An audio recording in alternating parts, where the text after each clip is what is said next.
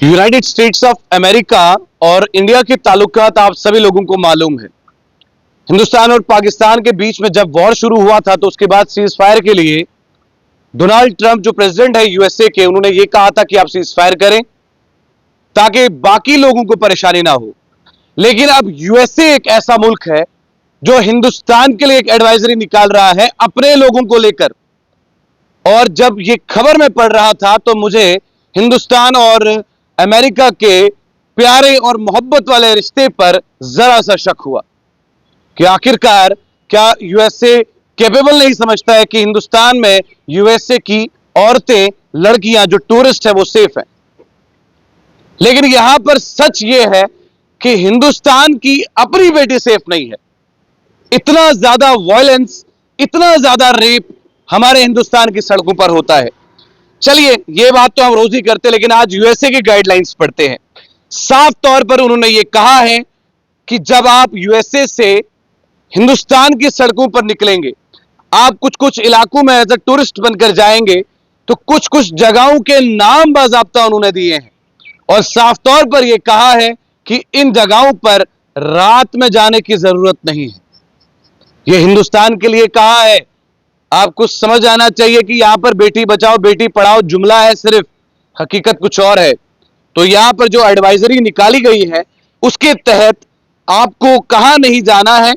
सबसे पहला जो स्टेट या यूनियन टेरिटरी आप कहें, जो भी आप इसको माने, आपको सबसे पहले महाराष्ट्र, तेलंगाना, वेस्ट बंगाल में नहीं जाना है।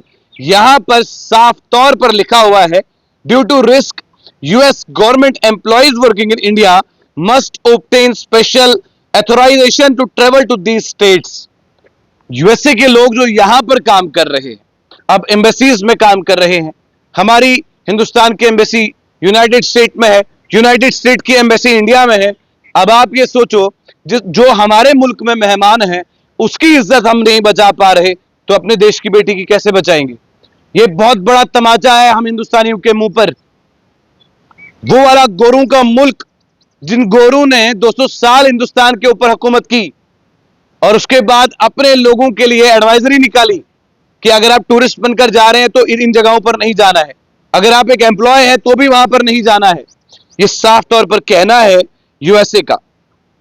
Specifying the does and the don'ts, the advisory mentioned that possession of a satellite phone or a GPS device is illegal in India and may result in a penalty of $20,000 or 3 years jail। ये समझ में आता है कि हिंदुस्तान में अपने security reasons हैं और होने भी चाहिए, क्योंकि जब ऑपरेशन सिंदूर हुआ तो पाकिस्तान को जरा भी यह ख्याल नहीं था कि इस तरीके से उसकी कमर तोड़ने के लिए एक लड़की जो है वो सरहद पर खड़ी रहेगी।